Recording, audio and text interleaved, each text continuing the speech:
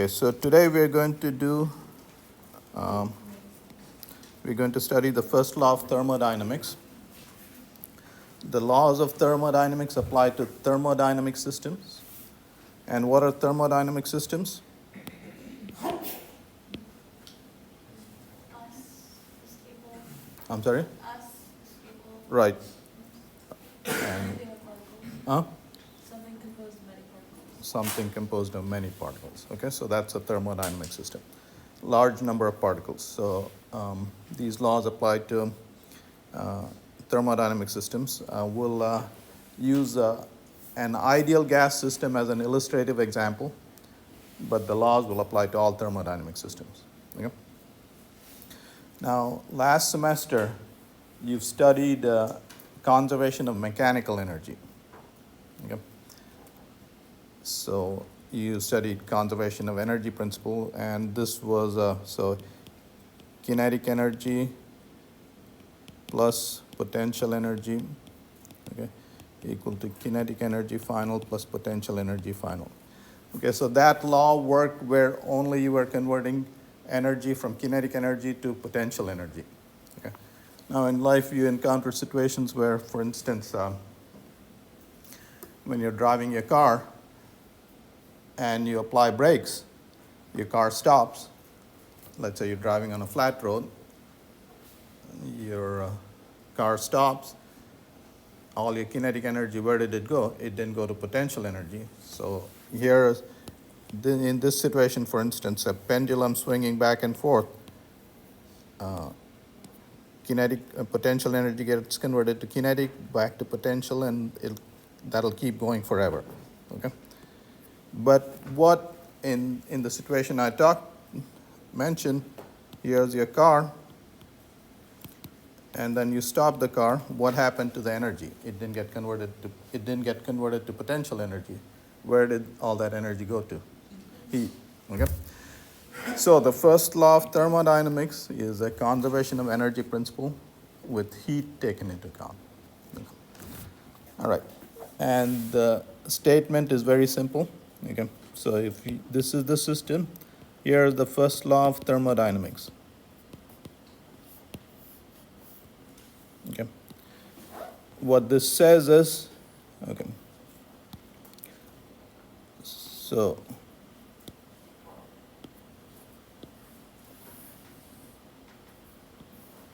now that you know that heat is a form of energy, okay.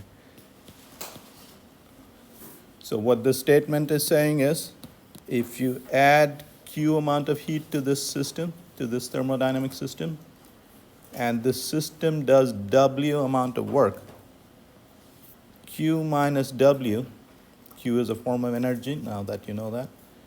To do work, you need energy. Okay? So if you add $100 to your bank account and you spend $40, 100 minus 40 is 60. Where did that 60 go? Increased your bank balance. And that's what this is saying. Okay, you add 100 joules of heat to the system, it spent 40 joules of that energy to do work. 60 joules increased its internal energy. That's all the statement is. Okay? Did you guys understand that? That's the first law of thermodynamics. And that's what this chapter is about. Okay? So it's a conservation of energy principle with heat taken into account. Okay. So very simple. So, and in this chapter, for different kinds of thermodynamic system and different kinds of processes, we'll say something about each of these terms. Okay?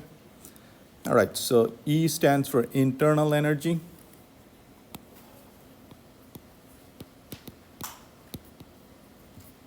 Energy of the system. Q stands for heat, and that stands for work. All right, so again, the first law of thermodynamics states that the change in internal energy of a system is equal to the amount of heat added minus the work done by the system. All right, so that's the first law of thermodynamics. So let's say here's a model of a solid. Okay. Heat is the internal energy transferred between objects because of temperature difference between them. Okay, we'll understand that in a second. So internal energy, that's what we are representing by E, by denoting by E. Internal energy of this system is the random internal kinetic energy. So these guys are oscillating.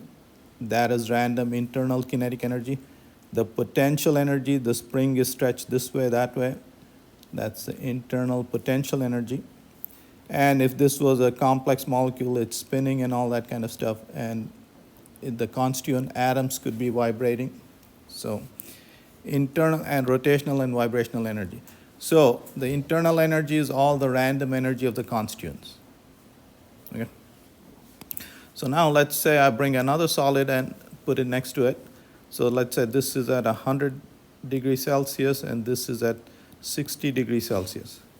What will happen? Heat will move to the. Heat will flow from here to there.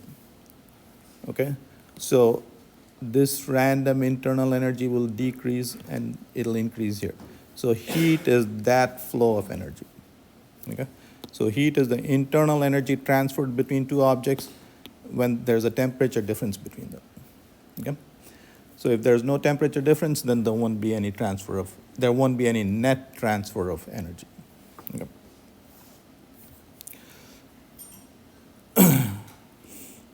Now here's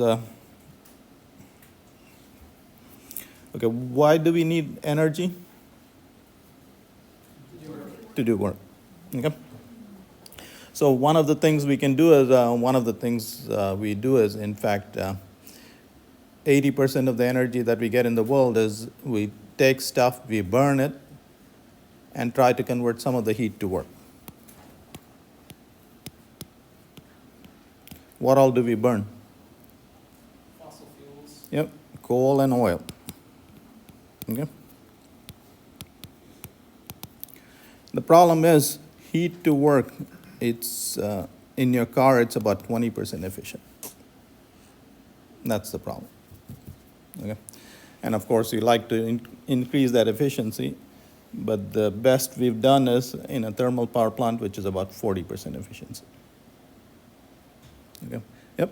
Then what about the rest of You tell me what happens to the rest. it goes to other parts of the car? I'm sorry? Is it gonna go to other parts of the car? So 20% goes to work and 80% remains as heat. Okay? So converting heat to work is very inefficient. On the other hand, you can convert work or kinetic energy and stuff like that, the good forms of energy, to heat 100%. Okay? So heat is the worst form of energy. And it's the worst form of energy. We call it the worst form because when you try to convert it into other forms of energy, other useful forms of energy, the efficiency is the lowest. You try to convert heat to electricity, that's useful. That's, again, very inefficient. That, like I said, the best thermal power plant. In a nuclear power plant, it's 35%. In a coal-fired power plant, it's 40%, and so on. Yep. Which one is the most efficient? Like, would it be like chemical energy? Or one that? Well, you mostly want mechanical energy. I mean, so in when you get in your car, what you're trying to do is you burn gasoline and you're trying to convert that to motion. That's your most useful form. You also try and convert it into electricity, energy into electricity. Why do you like to convert energy to electricity? Keep the air conditioner going? I'm sorry? Keep the air conditioner going? Why do you like to convert electricity? You can produce it in Hoover Dam and transport it to Florida easily. Okay, so that's a form of energy that's transported easily. Yep. Yep. Mm-hmm. What about solar panels? How efficient are the ones that people buy are about 20% efficient. But if you're NASA, then you can have 50 to 60% efficiency. Why is that? It's higher. Why are the solar panels for NASA more efficient? They're higher Because they're technology. Huh? in space, they don't have a atmosphere. No, they're much more expensive. And you're willing to spend that money. Okay? All right. All right, so what I want you to remember is heat is the worst form of energy, because when you try to convert it to the useful forms of energy, the efficiency is very low. And again, in principle, you can convert any form of energy to any other form. Okay? The question is, how efficient is the conversion process? All right. So heat can be used to do work. Okay? So that's what you do when you get in your car and start your engine. It can be transformed to any other form of energy. Okay? In a car, heat can be heat is converted to mechanical energy. So your car is really a heat engine.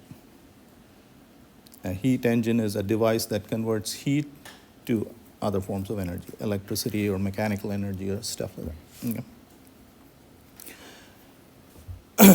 Again, what is a thermodynamic system? Any system that involves a large number of particles. Okay, so here's a system.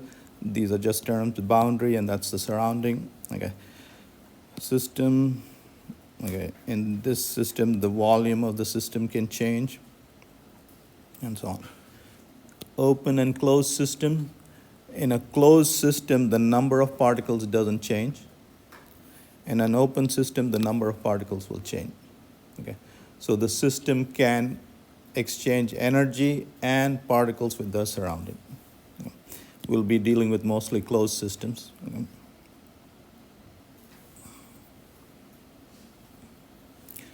Reversible and irreversible process. Okay. So I'll illustrate this with an example. Yeah. So let's say here's this room,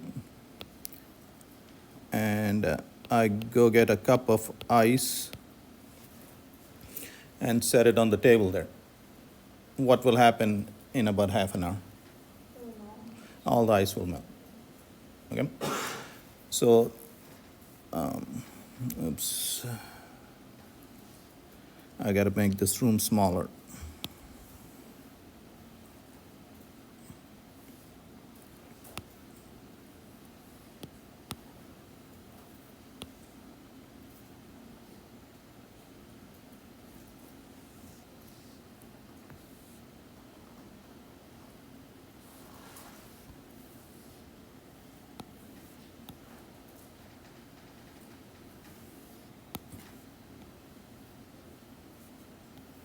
Okay, so in 30 minutes, what happened? All the ice melted. Okay. Now, if you can take this system back to the original state, that is, you freeze that water, make it all into ice, and take the room back to its initial state as well, then that is a reversible process. A reversible one. That's a reversible process. Okay? So if a system moves forward and you can take it back exactly to the original state, then that's a reversible process. Well, can you freeze water? Then why can't you take it back there? So in practice, here's what happens. To freeze this, you have to put it in a fridge. It takes work to do that. Work is a form of energy. Okay, and you can get back to here, except that the room is hotter, because all the work you did got converted to heat. Okay. So in nature, did you guys understand that? Okay. So in nature, all the processes that you see are irreversible. Okay? So for instance, Nolan here ate his lunch, and this process went forward. He can lose all those calories and stuff like that, but the room would be hotter. Okay, now that's a silly example, but that's the idea. Okay. So, okay, so a reversible process is one in which the system and the surrounding can be returned to the initial conditions from the final state. Okay, the system being that cup of ice and the surrounding being the room. Okay, both have to be returned to their original state. Okay, here's an ideal example, a mechanical example. If this was a frictionless surface, I'll move this over here, and then I can move it back there. If there was frictionless surface, nothing would heat up and all that kind of stuff. Okay? So that's sort of an ideal example. But you don't have any frictionless systems. Okay? All natural processes are known to be irreversible. Okay? Now, so what you learn in the next chapter, when you learn the second law of thermodynamics, in irreversible processes, something called entropy increases. Okay? So the second law of thermodynamics states the processes that occur in nature occur in such a way that the entropy is increasing. Okay? They occur in the direction in which entropy is increasing. So when ice melts, entropy is increasing. Okay? And so on.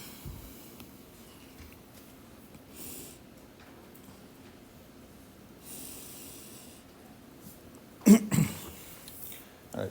Now, the next thing we want to see is, okay, when I lift this cup up, what did I do? I did work. How much work did I do? mg, the weight of the cup, times the height through which I raised it. That's how much work I did. All right. So now we'll show you this. So here's a gas.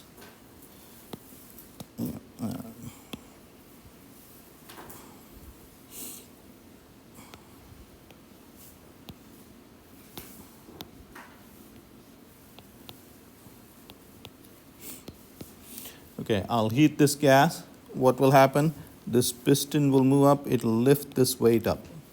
Okay, so an expanding gas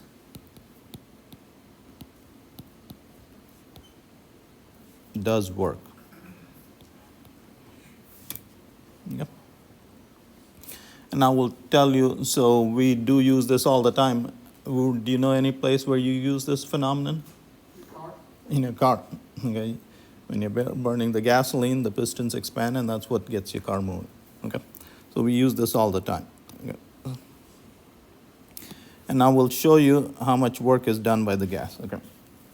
So the work done, and this is an infinitesimal amount of work done, is the force you applied times the distance through which this thing moved. Okay. Now force is pressure times area times dr, but area times dr, area of the piston times dr, is the change in volume. So the work done by a gas is the pressure of the gas times the change in volume of the gas. Okay, that's how much work the gas does. Okay, so this is for an infinitesimal change.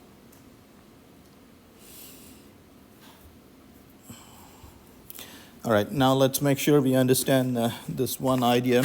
Okay, so let me show you a simulation.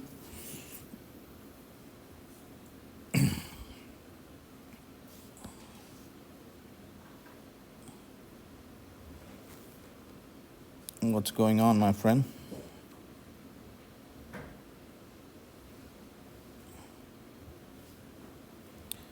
I'm not getting gas molecules in there.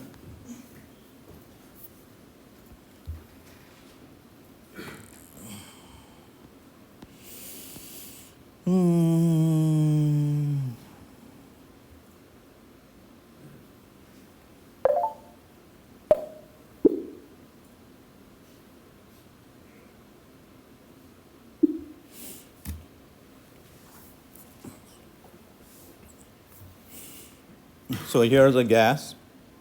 Okay. Now, so this system is in equilibrium, meaning it's not, it could be an isolated system, or let's say it's not an isolated system. It's not getting energy from the outside. It's not losing energy. Okay. And that's the pressure of the gas. That's the temperature of the gas. You can see that the internal energy is just the sum of the energy of all these molecules and so on. Okay. Now, what we can do is and you see, so that's the state of the gas. If I leave it alone, how long will it be like that? Forever. It's in equilibrium, and you leave it alone, it'll be like that. Okay. So here's a very neat idea and a useful way of. What we'll do is, here's pressure, here's volume, there's the pressure. The pressure of that gas was 22 atmosphere and the volume was 10 liters. So here's that point representing the state of the gas. Did you guys understand that? That state of the gas is given by that point.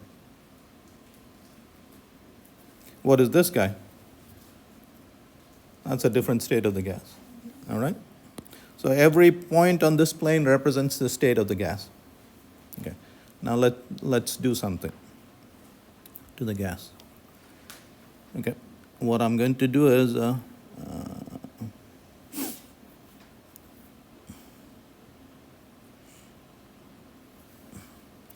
okay, I'm going to increase the volume of the gas.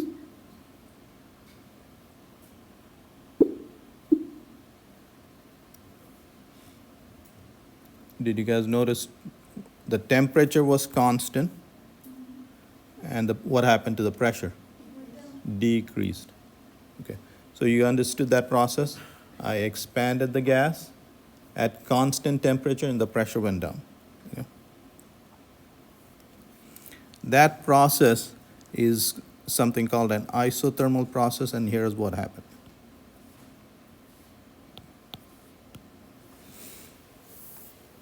So you saw the physical process that I showed you, what happened, and this is very neatly expressed in a diagram like that.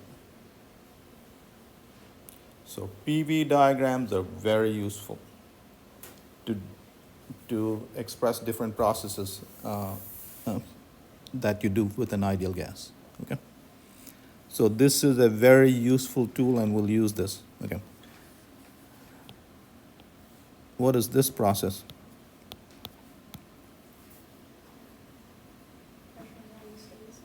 Yeah, so this is a constant pressure process. I expanded the gas. The gas expanded, and I had to heat it to do it. Okay, all right.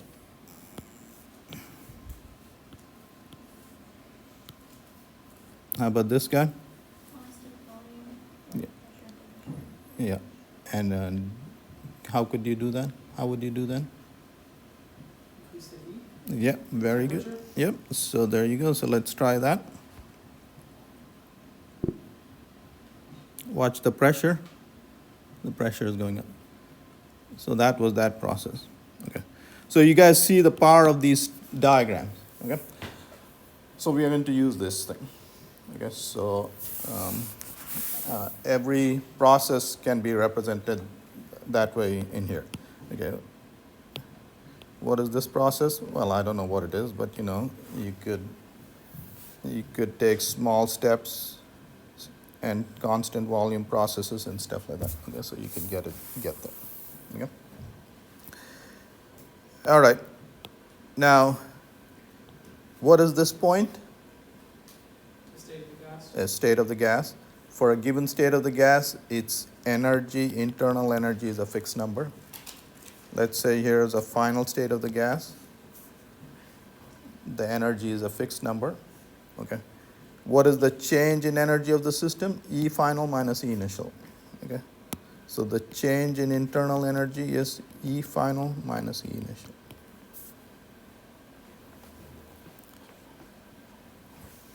Everybody understand that? Okay, let's say I go to that state from here like this. You can calculate the change in internal energy.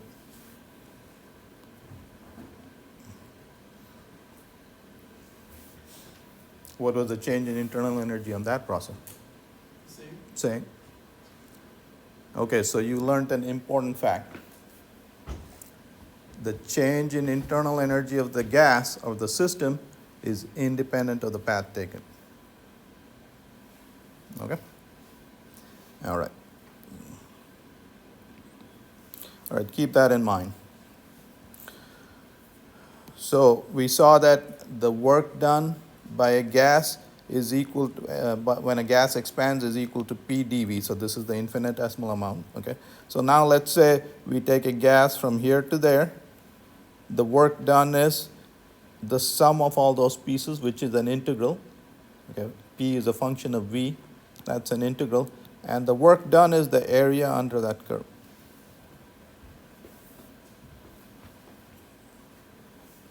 Okay? So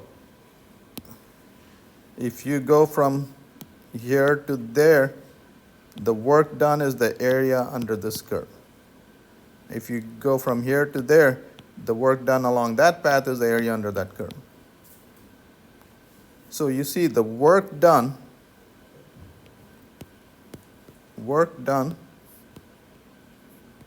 is path dependent.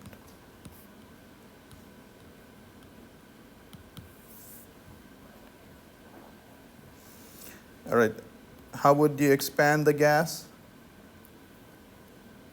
You would add heat to it. The heat added is also path dependent.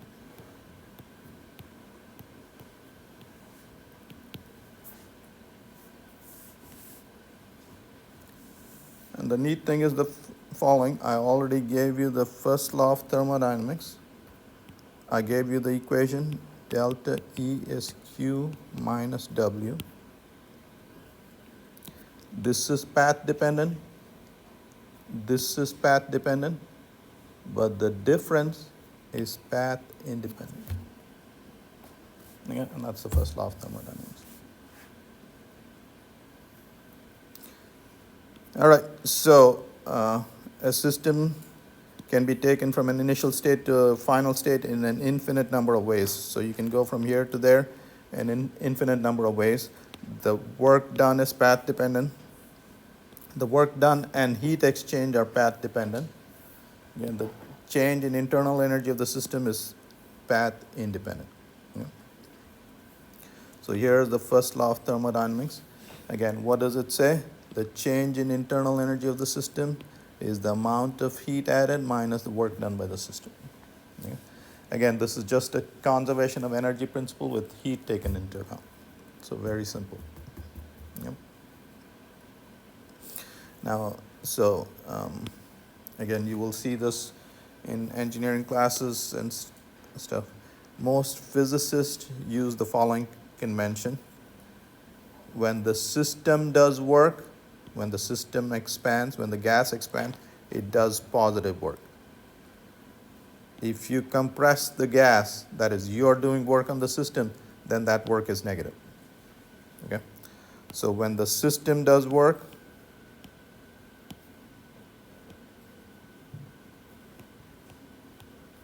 W is positive. When you add heat to the system,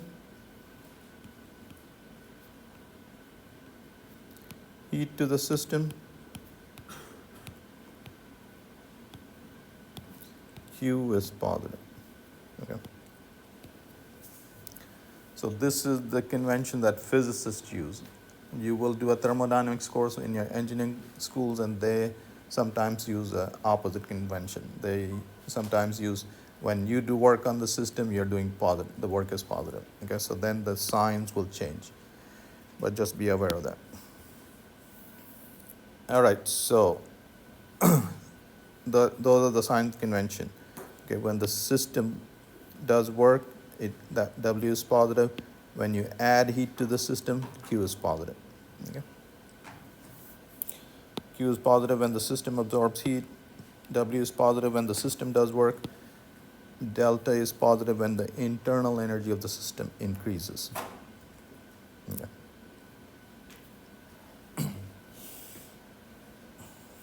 All right, so here's the PV diagram. Now you guys are experts at PV diagrams. Okay. What is this guy? Some process. This guy is also some process. Each of those lines are a process. Okay. And you can, when you think about this, you can figure out how to do these processes. Okay, now let me put down this equation. What is this equation? The ideal gas law. Okay, so we are considering an ideal gas system. Okay, so if you keep the temperature constant, this guy is constant, and as the volume increases, the pressure will decrease such that this remains constant. Okay, and those diagrams are hyperbolas, and that's what these are. So these are called isotherms. These are processes where the temperature is constant. Okay. Let me remind you, for an ideal gas, the energy of the system is N, the number of particles, times F, the number of degrees of freedom, times 1/2 kT. Okay, so N F by 2 kT. Okay, so if the temperature is constant for an ideal gas system, the internal energy is constant. Remember, each point represents the state of a system. So here are all these states of the system where the energy is constant. Internal energy is constant. Those are isotherms. Okay. What is this process?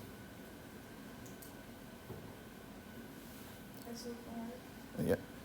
What is constant here? Pressure is constant. Okay. What is this process? Yeah. So here volume is constant. Okay. Okay. So I'm showing you various processes where.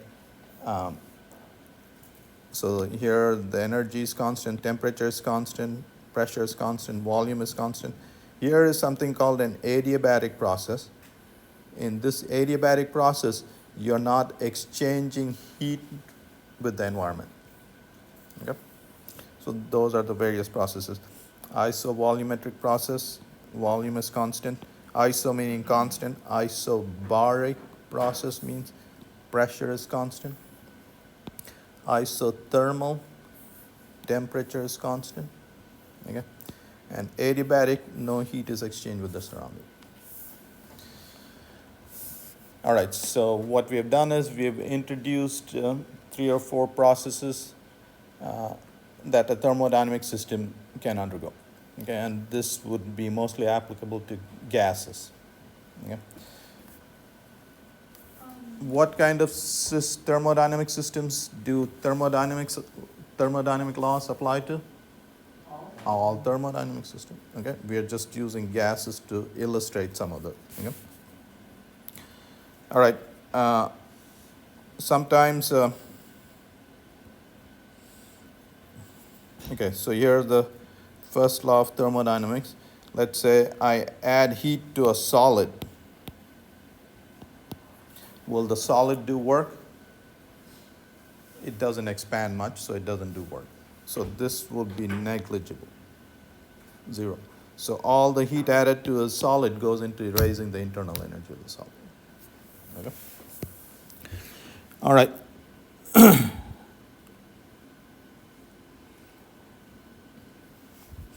Now we'll say something about various processes. So there's this state of the system. So let's call it the initial state. And what we'll do is, again, these are PV diagrams. Okay. So whenever you see a PV diagram, you can assume that, you are using a gas. The system is made of a gas because the volume of a gas changes, okay, substantially. So you're going along this process, then this process, then this process. And you come back to your initial state. What is the change in internal energy for this process? This is called a cyclic process. There is no change? There is no change. Delta E is 0. Okay? And so delta E is Q minus W. Okay. It turns out that if you for a cyclic process, if you do a clockwise process, the system does work and the work is equal to the area inside this thing. So this guy is positive. This guy was 0. So the amount of heat added must equal the work done. Okay? So for a cyclic process, the amount of heat added is equal to the work done. Now, if you go this way counterclockwise, then the system does negative work, so heat is removed from the system. Okay?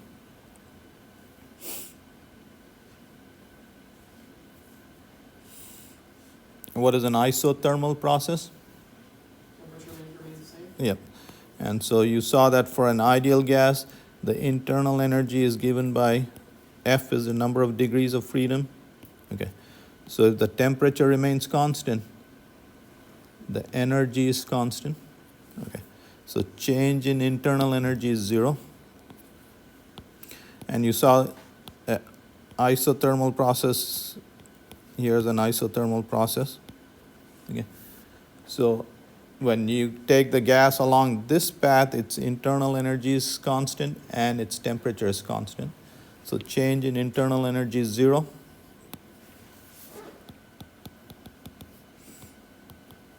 Okay. So any work done comes from the heat added. Okay. So notice something here, this process is very different than this process, but in both the cases, change in internal energy was 0. Okay.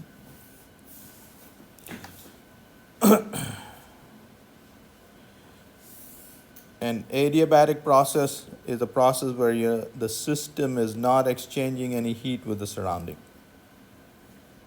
Okay. So Q is 0. And again, you always want to have the first law of thermodynamics.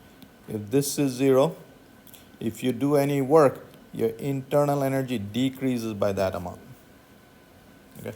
So if you're not exchanging any heat, absorbing any heat from the surrounding, and you do work, all of it comes from the internal energy. Okay?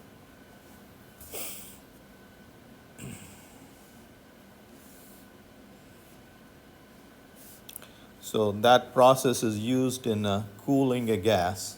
Okay? So what you want to do is, so if you expand a gas without absorbing any heat from the surrounding, that gas will cool down. Okay? Because if it's cooling, if it's expanding into a pressure and it's pushing stuff, so that gas will cool down. Here's an isothermal expansion. So we're going to take a gas from its initial state to this final state along an isotherm. So you're taking it along an isotherm, its internal energy is not changing, so all the work done is coming from heat added. Okay? And the work done is the area under this curve. Okay? So how do we calculate that? Well, for an ideal gas, PV equal to nRT or N, yeah, so that's what's used. So P is nRT by V. Okay, so P is a function of V. The work done is the area under that curve. P is equal to that. It's an isotherm, temperature is constant, so this constant will come out. And the integral of that is log, so it's log V final over V initial. Okay, so in an isothermal process, the work done, this area is equal to that. N times R times T times log V final over V initial. Okay. Now, if the gas doesn't expand, if the initial and final state are the same, how much work is done? I'm sorry? Go ahead, you're 0. So the area under that curve is 0. And you know, if V final and V initial are the same, that's 1, log of 1 is 0. Okay. If V final is, so if you go in the opposite direction, V final is smaller than V initial, this number is less than 1, and the work done will be negative. Okay? Log of a number smaller than 1 is negative. Okay?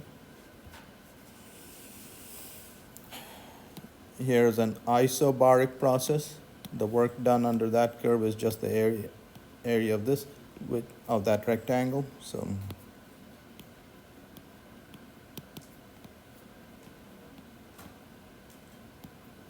the work done is this area, which is just that, the pressure times the change in volume. Okay. Again, what all these slides are about are, so for all these various processes, we are saying something about each of those terms. That's all. That's what we're doing. All right. In an isovolumetric process, what's an isovolumetric process? Constant volume process. So this one and that one. And there's no area under that curve. The work done is 0. Okay.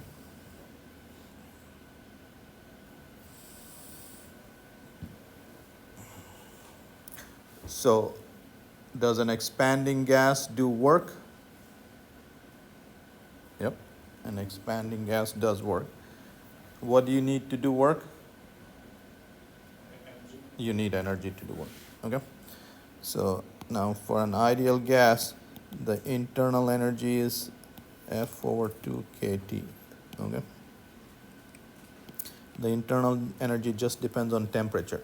Internal energy, so this is the number of particles in the system, and that's the energy per particle of the system. Okay. So these are isotherms.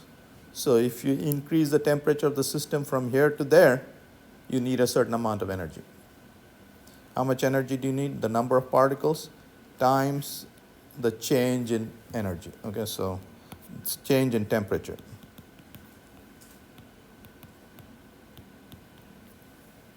Okay.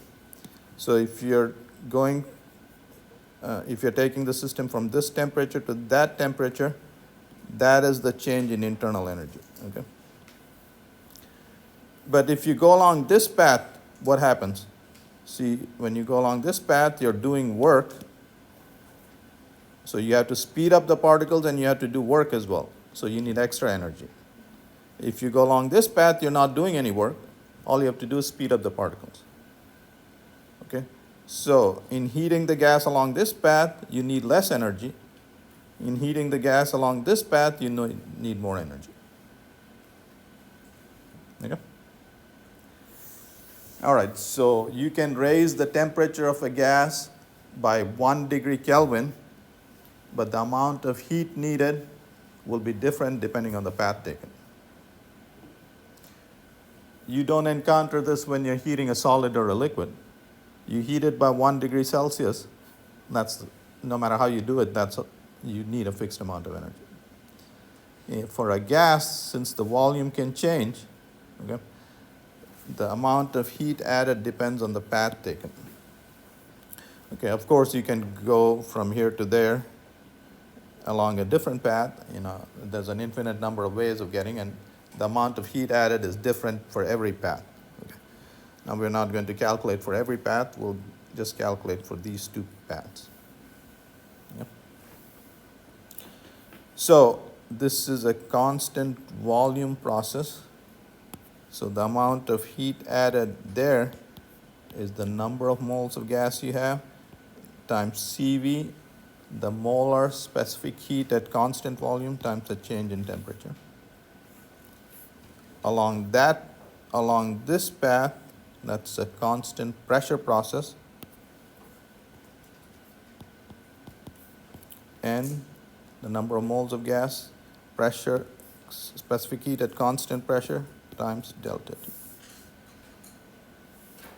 Okay, again, which path did you add more heat to get from this temperature to that temperature? Going straight up? Huh? This one, the horizontal one. Oh, right. Yeah. This one you added more heat. You added more heat this way, so that means this guy is greater than that. Cp is greater than Cv. Okay, and it turns out that for all ideal gases, Cp minus Cv is R.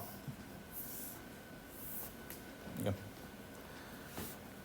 So it's greater by a fixed amount. Okay.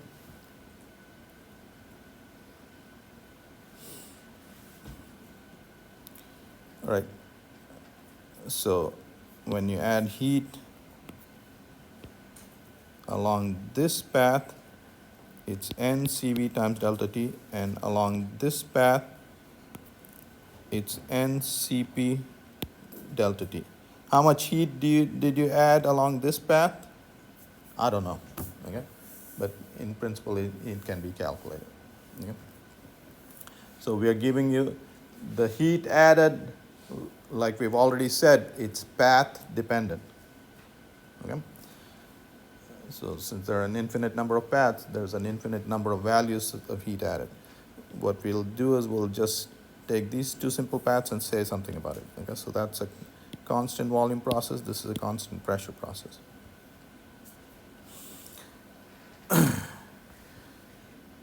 For a constant volume process, okay, this slide shows you the following.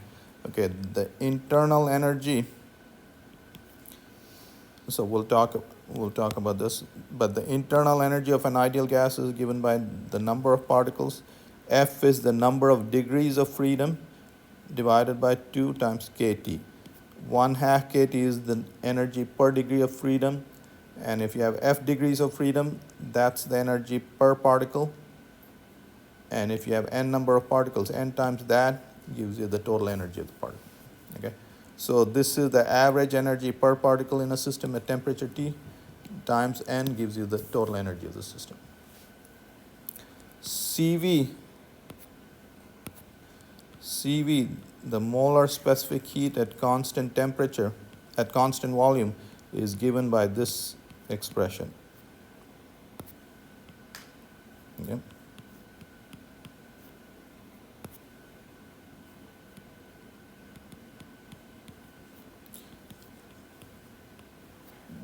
Del E by del T, take the derivative with respect to T, it's equal to that.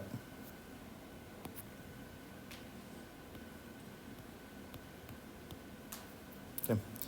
And so CV, N is N times K is N times R. The number of molecules times Boltzmann's constant is the number of moles times R.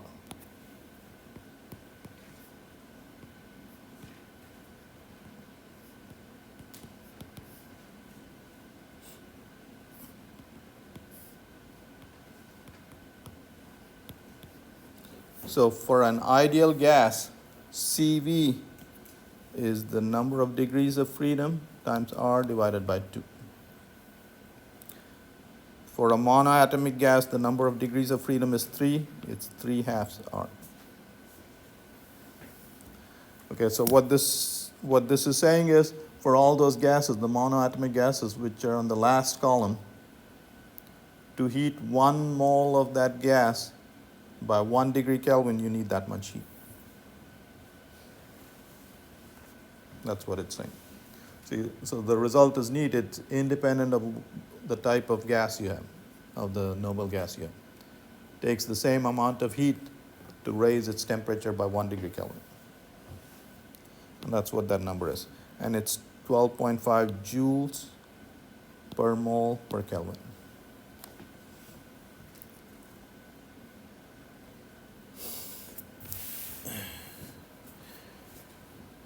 All right. What this slide shows you is, for an ideal gas, it's showing you the derivation that I stated. Cp minus Cv equal to R. Yeah. I won't walk you through the derivation because a lot of you are falling asleep, and that's a very natural thing to do in a thermodynamics class. So I'm just going to state some results. Yeah, go ahead. What is the symbol that is Gamma. Gamma? Gamma. That's the ratio of the specific heats. And it turns out that this guy tells you how complex a molecule is.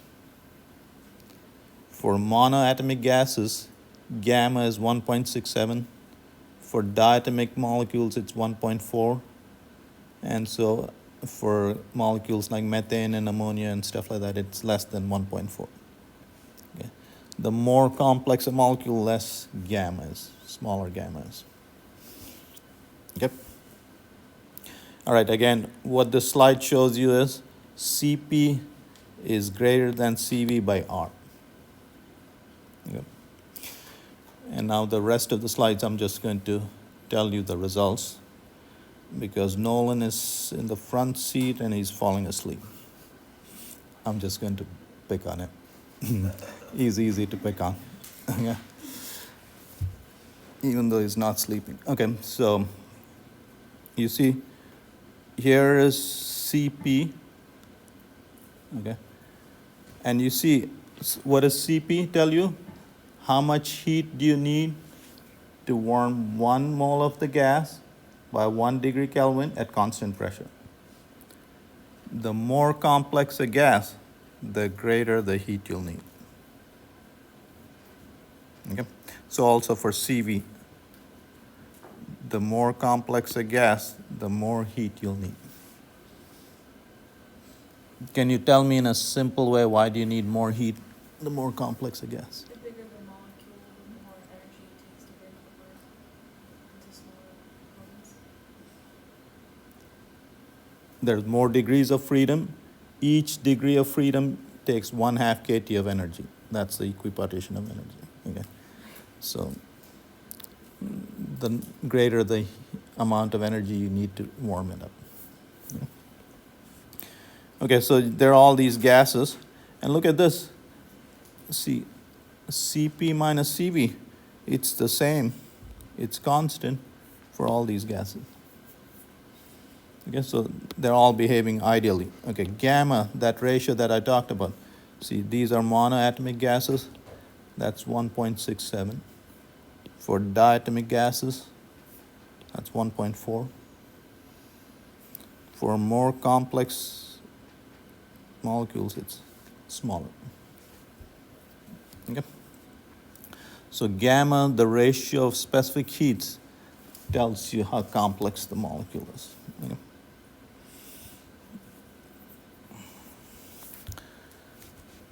All right, we already talked about this. So here's a monoatomic gas. This can only have 3 degrees of freedom. A diatomic molecule can have 3 translational degrees of freedom, and then it can rotate about this axis and about this axis. Okay.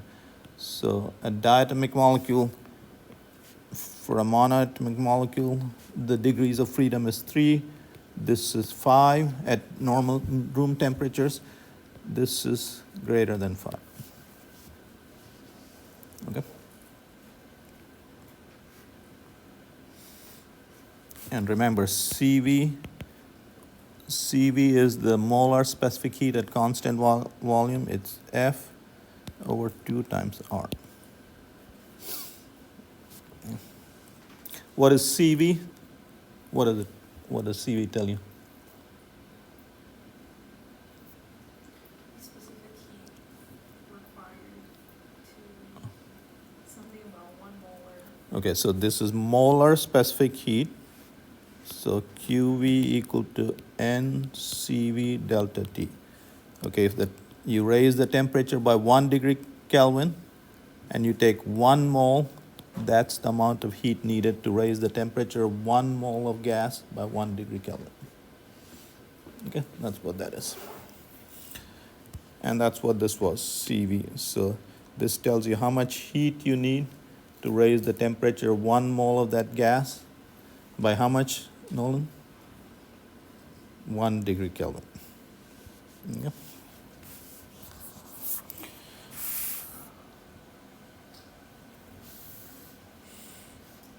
Okay, so for a diatomic molecule, the number of degrees of freedom is 5, so CV is 5 over 2R. Cp is 7/2 R, and gamma Cp over Cv would turn out to be 1.4. So for diatomic molecules, gamma is 1.4. And that is what's shown here. So gamma for diatomic gases is 1.4. Okay.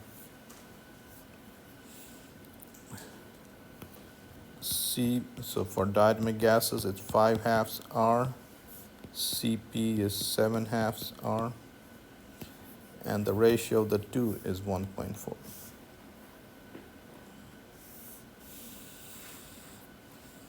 So we've seen this graph before. This is for an hydrogen gas. Okay, Cv, so hydrogen molecule is a diatomic molecule, H2. Okay, Cv equal to F by 2R.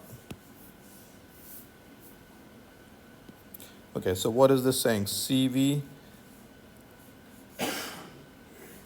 if the gas is at a temperature, this is quite a cold temperature, let's say at 50 degree Kelvin, Cv is 3/2 R. So that means only 3 degrees of freedom are active. So here the diatomic molecule, it only has translational degrees of freedom. It's not rotating yet.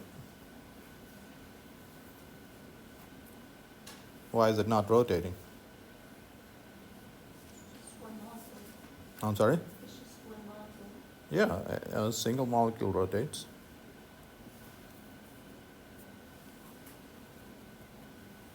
This is too cold. You're too poor to buy that sandwich. Okay?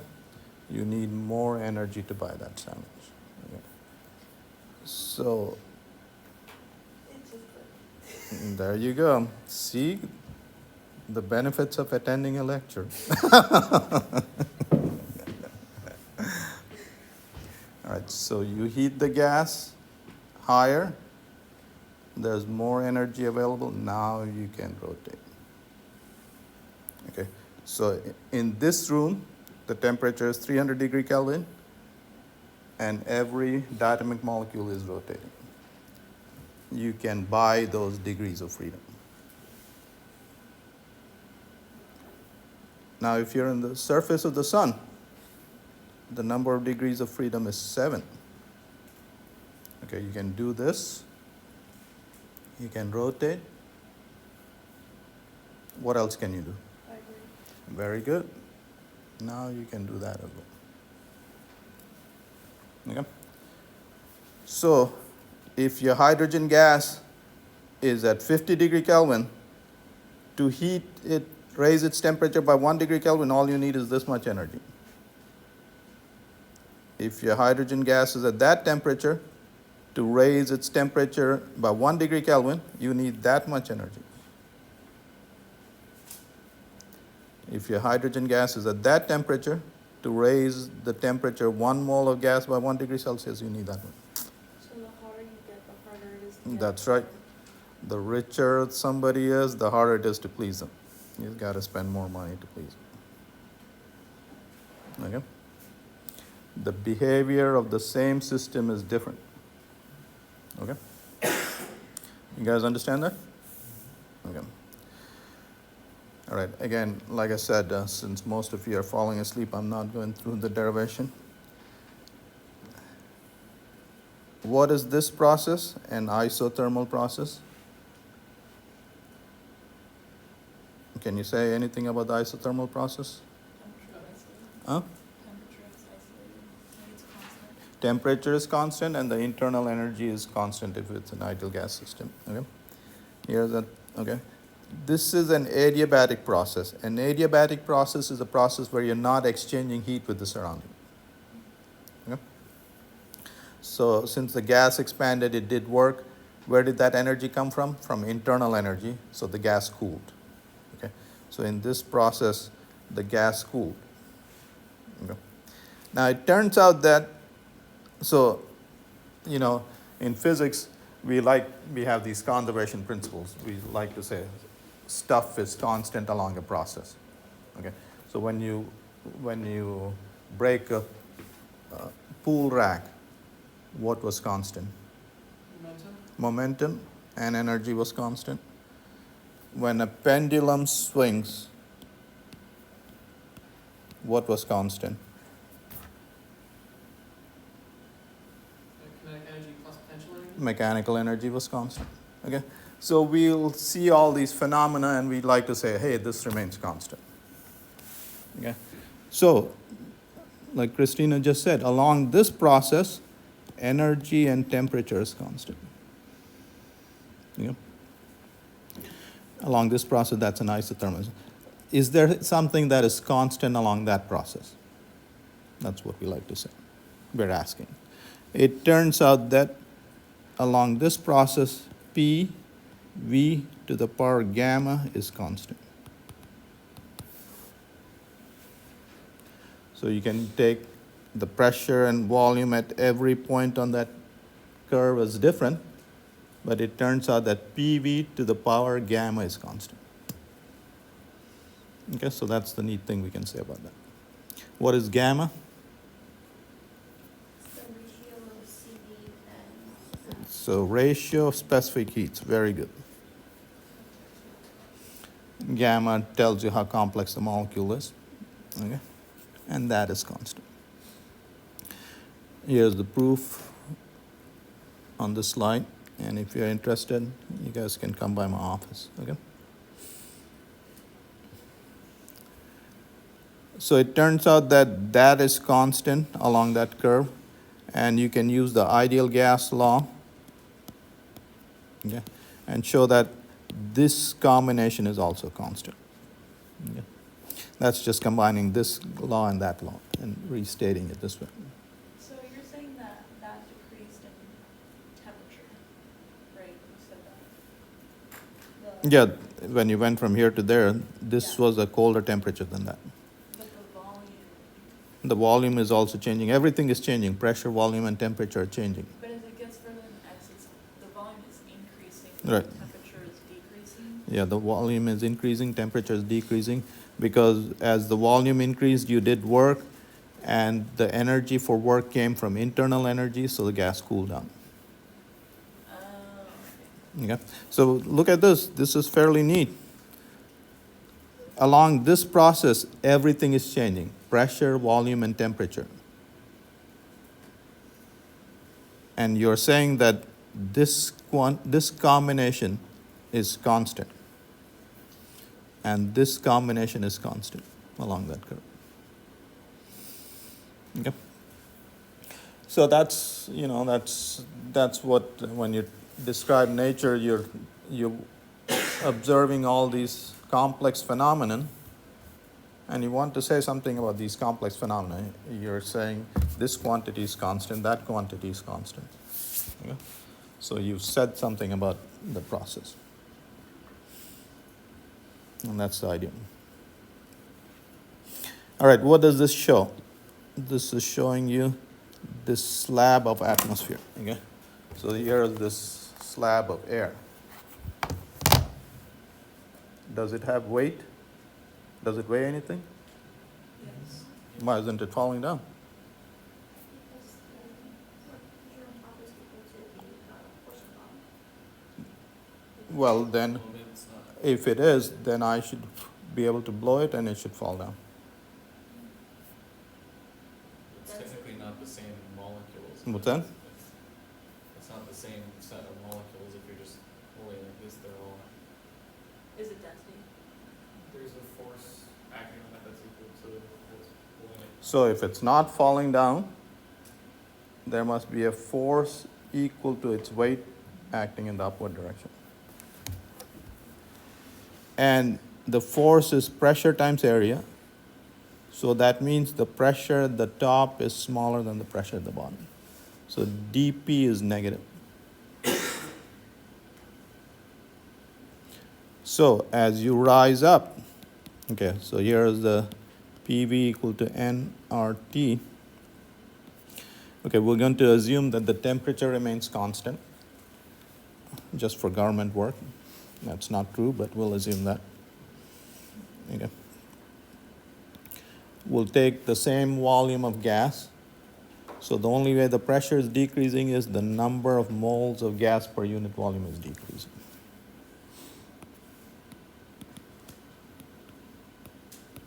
Okay, so for instance, in Denver, at Denver's height, the pressure is about 80% that of Daytona Beach. So the density of molecules is about 80%. So that's why if you climb Mount Everest, the air is thinner up there? It's 33% that at ground level.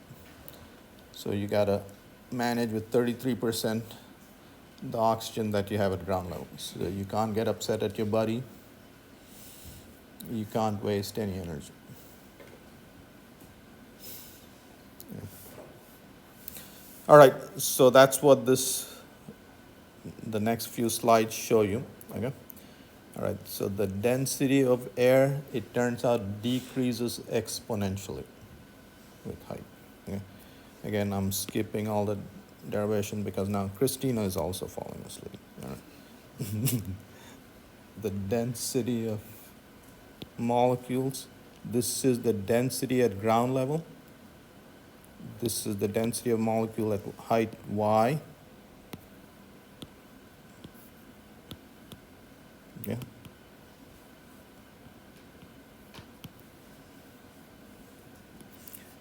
Density at height y is density at ground level, e to the power minus mgy. What is that?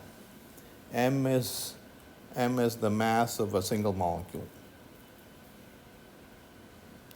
That's the potential energy of a molecule at that height, gravitational potential, divided by kT. So the higher the potential energy, the lower the probability of you being there. And of course, it costs you energy to go up. Okay. All right, so the density of the atmosphere decreases exponentially. So at about 8.1 kilometer, the density is 1 over E is 0.36 or something like that, 36% the ground level density. And Mount Everest happens to be 9 kilometers, okay? So about 30%. In Denver, the density is 80%. It's mile high, okay? And so you see, this is essentially, you can think of this as a probability. The probability of this energy level being occupied is e to the power of minus E by kT. And that's the Boltzmann distribution law. So the probability of an energy level E being occupied is e to the power of minus E over kT. Okay. So this sort of stuff is useful. Let's say you have a system where the particles can take these energy levels. How many particles are in this state, this state, this state? The probability is given by that. Okay.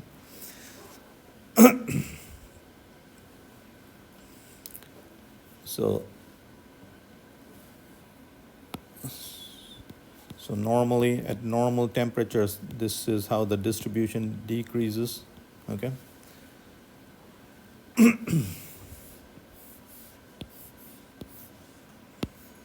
What if you have a distribution like this?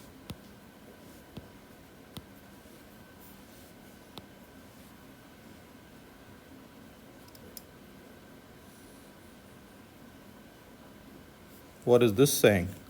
That the probability of a higher energy level being occupied is higher.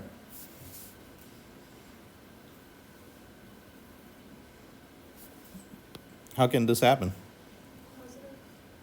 So if the temperature is negative, then that becomes positive, and the probability of a higher energy level being occupied is higher. So this population inversion is also a negative temperature.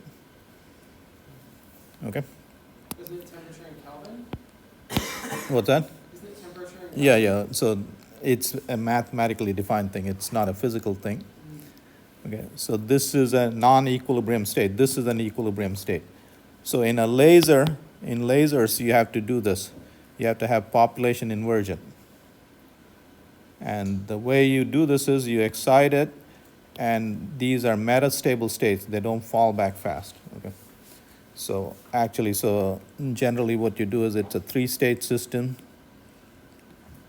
You excite it there, then this decays to that, and this takes forever to come down. So you can have more states in there. So anyway, so if you have population inversion, then that state is this set to be in a negative temperature state. All right, guys. So I did succeed in putting